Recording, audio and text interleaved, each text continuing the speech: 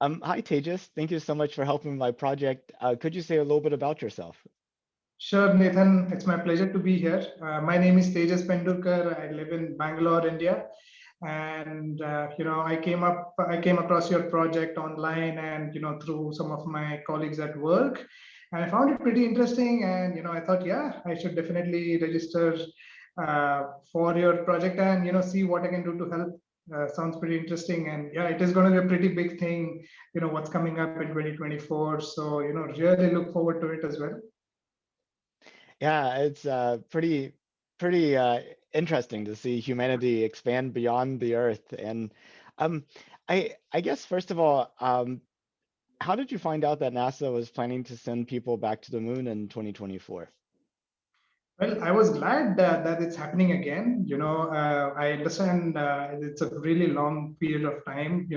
When we last went and now and like you correctly mentioned, right? It's nothing to do with a country or anything like that. Now we are finally talking about humanity, right? And that's such a big thing, and feels so good to just discard all the boundaries what we have created for ourselves and really talk of us as humanity as a breed, as a race, really.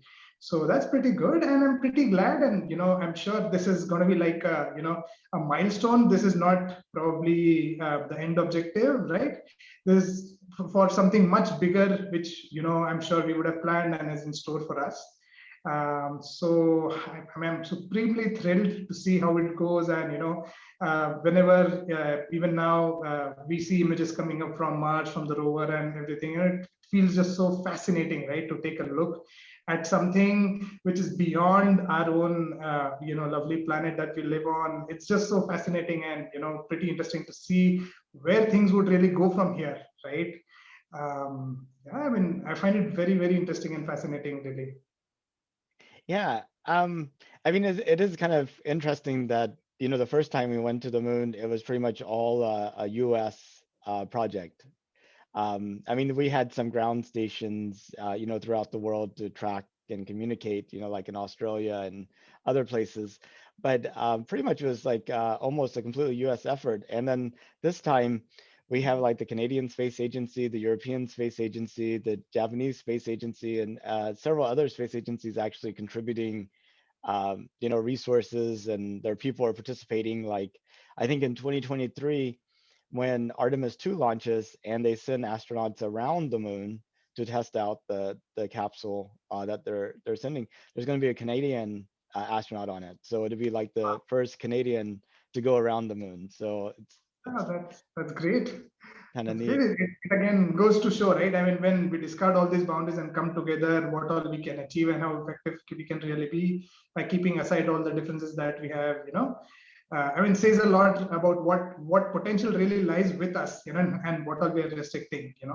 So yeah, I mean, sounds pretty great. I was not aware of this, so again, thank you.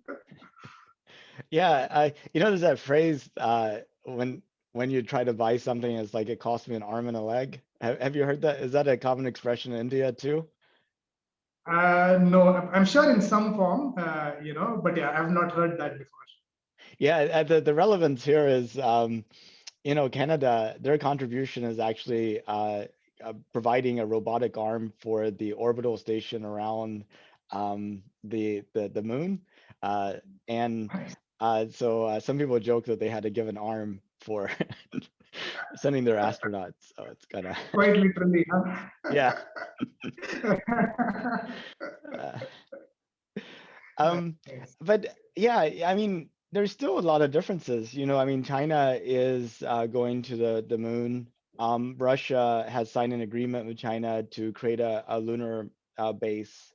And so it looks like we're kind of shaping up to still have this competition between sort of US aligned countries and entities and, China aligned countries and entities. Okay. And I was just Mm. wondering if you've seen some of this, or what you think about that.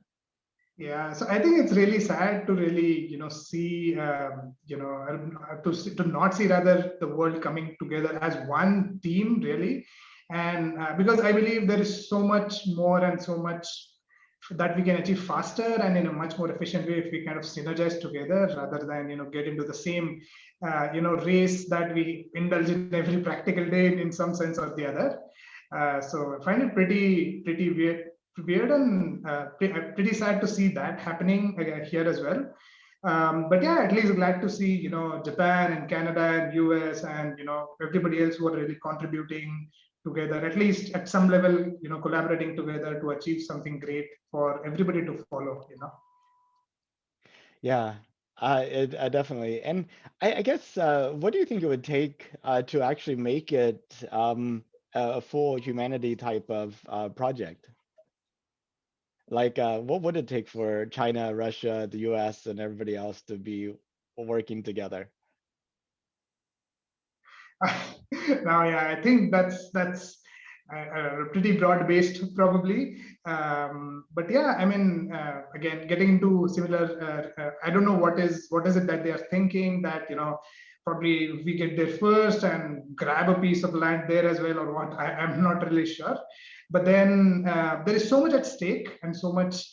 In terms of the future of humanity as such, right? That at least in my mind, there is no place for any of this, and probably if not, if things are not getting resolved, somebody has to try harder and get people together. But if that's not happening, I mean, you can only do so much, right? So at the end of the day, it is what it is. But it's just sad to see, kind of that level of collaboration not happening for something which is going to impact not just China, not just the US, right? The entire humanity, broadly. So because the next big thing, the next big change, the next big evolution, I think, is going to be venturing out of Earth, right? If not as probably the next generation or the one after that, but eventually that is something which, at least in my mind, is inevitable.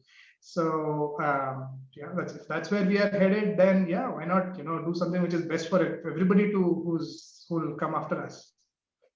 Yeah, I feel like though, you talk about the generation after the next generation. I think it may actually happen earlier than that. Have you been Really? tracking what SpaceX has been doing with their Ah, Starship prototype? yeah. I've been reading about it on and off, yes. Yeah, so this Starship would allow for you to go from Bangalore to Houston in 30 minutes. 30 minutes. Wow. Now Yeah. it might take you a That week or would two be to amazing. it might take you a week or two to recover from the flight, but at least you got there in 30 minutes. Yeah, and you see, if you really think about it, even right now, I have to travel, or rather, I used to travel quite often for work at my company to Houston. So even now, when we used to travel, it used to take at least a good 3 or 4 days at a minimum, right, to get used to the different time zone and all of that. So if you really think about it, yeah, I mean, 3 4 days anyway, we used to suffer a bit to get the body back to the new routine, right? So 5 days, and if I'm able to travel in 30 minutes, oh, I'll take it any day. I know. I mean, can you imagine? It's like evening in Bangalore. You hop on one of these flights. You arrive in Houston in the morning. You have your meetings. You make it back to Bangalore before anybody wakes up and even knew you were going. That would be so cool, man. So amazing. Yeah, my body would take a big hit probably, but yeah, I mean, once in a while, I think that should be okay. Elon Musk likes to talk about how the first class passengers, they pay like 3, 4 times the amount as the economy, but they still Uh-huh. arrive at the same time. Right, same time, yeah. Exactly. And they think they could be profitable for the equivalent first class airline ticket. Right. So, for paying a first class ticket from Bangalore to Houston, you get to be there in 30 minutes, 20 minutes. That experience would be like 15 so. minutes of weightlessness, get to see Yeah. Earth from a suborbital kind of view. It could be Yeah. But transformative. I mean, when do they have any timeline by when that they say that this could really be a reality? Well, they're actually building prototypes right now in Uh, Texas, and they're testing them, and they okay. expect to have something that's able to go to orbit by July of this year, so just in a few Wow, months. And about 3 years ago, they said they would have it within 10 years, the point-to-point travel. So I wouldn't be surprised if you literally could go between 2 points across the world in 30 minutes at some point in the next 5 years. wow. That's Maybe pretty good. maybe not Bangalore and Houston, but maybe San Francisco and Tokyo or something. Yeah, right. Absolutely. Uh, Yeah, I mean, that will be nothing short of magical, right? I mean, we can't even imagine anything like that happening right now, right? If somebody tells us right now that, you could go to Houston from Bangalore in like 30 minutes, this is you have to be kidding, right? That's just not possible. If you really make that happen, yeah, you're a magician of sort. You're God, literally. yeah, I mean, it's not only people but supplies. I mean, imagine, you have like a pandemic Yeah, start in some part of the world, and you're able to get like testing equipment out there in like 30 minutes. That could yeah, be the difference between, 1 million people getting infected or, 1,000 people. exactly. So true. So true. Yeah. And then do you think a similar technology would be used, outside in 2024 as well, ultimately, when, we head for the moon again? Well, we have the official government plan, which is sort of a similar type of rocket as we had with the Apollo, where you would spend 2, 3 years to create a rocket that you would use for 8 minutes and then throw it all away.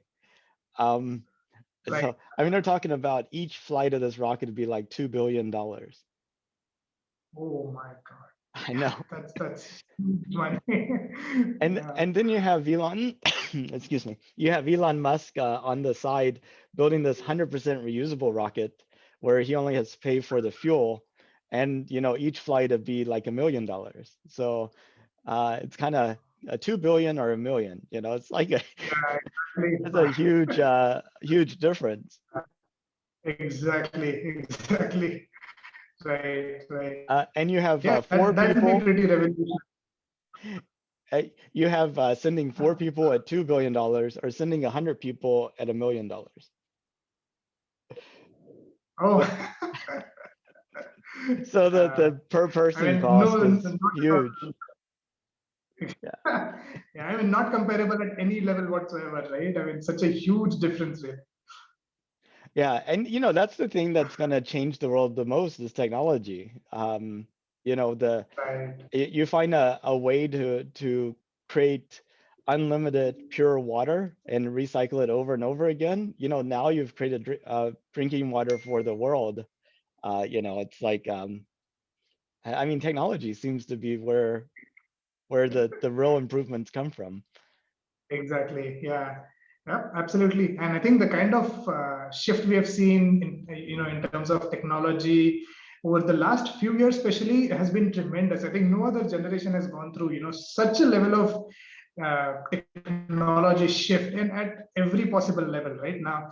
I mean, and even from the work perspective now, right? I mean, we never ever imagined that being such a, team spread across all the time zones and all of that could really work together in such a remote fashion and still, manage to get all the work done, at the same level, if not better. So yeah, I mean, and it's all technology, right? Without technology, there's just no way that this would have happened. So at every possible level, even at a day-to-day basis, yeah, I mean, it has impacted so much, and I think it is just the start, right? I mean, it keeps on evolving. I mean, it's so fast. And now you talk about, SpaceX and all of that now, and the Boeings and the Airbuses of the world have to get. I mean, if I've been had I been the CEO of, Boeing, I would have been extremely concerned and, looking for ways to come up with something even better. So yeah, I think nobody really has a choice but to go through this cycle of evolution much faster than probably ever before. Well, and also it's kind of interesting, the motivations are different between Boeing and SpaceX. Boeing is looking at quarterly revenue, whereas SpaceX, Elon Musk wants to build a city on Mars, and he has to get through the rocket thing to actually get that city on Mars. Wow. Yeah. Exactly. Right. Right. So, um, Yeah. Correct. but Right. a lot of people are like, why are we sending astronauts to the moon when we have, people that don't have clean drinking water, and people aren't, there's people around the world that are starving, and you have like global climate change and pollution and all these other issues, and how come we're not spending that money, um, you know, to directly solve these types of issues? And I have my own thoughts on that. I mean, I feel like we have to be able to do a balanced approach, but I was curious Exactly. in how you look at that problem. Sure. And, I can relate to this question so much because I mean, there are questions to every possible thing in this particular fashion, right? Anything which, any money which is being spent on any kind of development other than these issues, you always have questions. Oh, you know what? You have, hungry people, you have, no clean water. Why not spend there? Why not, pump in money there and do this? But that's not how it works. I mean, if everything in the world would be solved by just pumping in money, then we wouldn't be in this state right now. It takes much more than money to really make that change and solve real problems. You can cure symptoms, but you have to get to the root of it to really cure it, right? So it has to be a balanced kind of an approach. Just because you have poverty and you have water scarcity or whatever, you have some set of problems, that doesn't mean that you focus completely on those and not look at anything else whatsoever. So everything needs to have a balance. You need to prioritize everything accordingly. Nothing can stop just for something else. And we're talking about something really huge. I mean, it's not something just an incremental step, or we are talking about an evolution here. I mean, so I think it makes, as long as it is directed in the right way, and somebody is overlooking everything, ensuring that everything is going to the right track and plan and all of that. I think it makes absolute sense to spend on something like going to the moon and space exploration and all of that, because like it or not, I mean, that is going to be future, definitely. So yeah, I think to your point, there has to be a balance on everything. You have to develop, and once something clicks and something works out, it will definitely have a trickle down effect on everything, and in some way or the other, things would kind of get partially resolved, if not fully resolved. So yeah, I mean, balance, it is all about having and maintaining a balance in everything that we do, right? Yeah, definitely. And it seems like whenever people see something they want to have done that's not being done, their focus, instead of how do I make it happen, seems to be, well, it's not getting done because all these other things are happening, so I want to stop all those other things so my thing happens. Right. Absolutely. Yeah. But I think if we all were like more focused on how do I get my thing to happen, we would have more things happening. Oh yeah, absolutely. I totally agree with you. Absolutely. And this applies, and you can see this, and while you say it, you can actually, I can think of like 10 people who do exactly the same thing that you just said. It's so common. If you really think about it, it's just so common in terms of people's behavior on a daily basis. So yeah, I totally agree. I know jealousy is a big thing. You hear about somebody going on vacation or learning to fly or something like that. You're like, oh my gosh, it's no fair they get to do that. But the thing is, it's like, well, if I want to go on vacation, I should just go on vacation. I Yeah, mean, that's should just make that happen. But yeah, exactly. if it was safe and affordable, would you go to space? Of course, why not? Yeah, I mean, again, definition of safe, I'm pretty sure, but in terms of affordability, yeah, I mean, that's pretty subjective, right? But yeah, of course, yes, yes, sure. Would be great to, I can always fantasize, right? So it would be pretty great to go and explore how things are, and, be on my own. It would be pretty cool. Yeah, absolutely look forward to it. Yeah, safe and affordability are both kind of slippery terms. On the safety side, kind of one way to think about it is how many people have to go ahead of you without an issue, before you feel, oh, okay, well, that many people did it, it should be okay for me. Do you have any idea on what that number is for you? Is like 10 people going to space before you, or a million, or someplace between there? I mean, or maybe even more than a million. No, I think probably 100. 100 people? Yeah, absolutely. So 100 people go to space, and you're like, I'm 101. Yeah, absolutely. I'll be right there. That's that's awesome. I tell you, a lot of people's safety numbers are much higher than that. Oh, no, absolutely. In fact, if now that I think of it, I wouldn't mind, pushing it up a little bit. I would say 51. I would be number 51. Wow. Okay, that's amazing. We're going to be at 51 pretty soon, so I hope you're ready for it. Um, Yeah. so on the affordability side, one other way to think about that, everybody makes different amounts of money, and it's all relative, right? What's affordable for one person. But, one common way to think about it is, um, how much of your income, like what percentage, like, would you be willing to spend a full year's worth of income or something, or would it be 6 months, or would it be like 5 years of income? Like, like, how affordable would it need to be before you're like, I'll go do that? Okay, that's interesting. Well, 6 months. Uh, I mean, that for potentially a once in a lifetime opportunity. I mean, you could see somebody over 10 years, 6 months is just what 5%, right? Yeah. Exactly. Yeah. So that's good. Um, well, I thought that's pretty much all the questions I had. I was wondering, is there anything that you wanted to talk about that we didn't get to? No, I think yeah. I mean, there's nothing which I wanted to talk about and we did not cover. So I think yeah, I think we're good. Okay. Well, I really appreciate you signing up for my project and talking with me today. I'm on this quest to interview a person a day till the end of 2024 to sort of create this collection of views before we Uh, enter this new space age, because I think the 2020s are going to be to space what the 1990s were to the internet. So I think it's going to be kind of interesting. Absolutely. No, it's been my pleasure, and thanks a lot for having me here.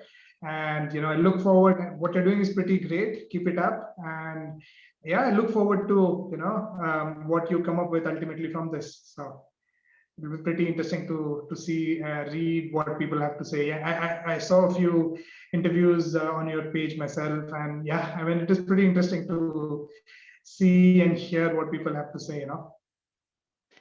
Absolutely. Well, thank you so much, and I hope to run into you again sometime. Absolutely. Likewise, Nathan. Thank you. You have a good day. Okay, bye-bye.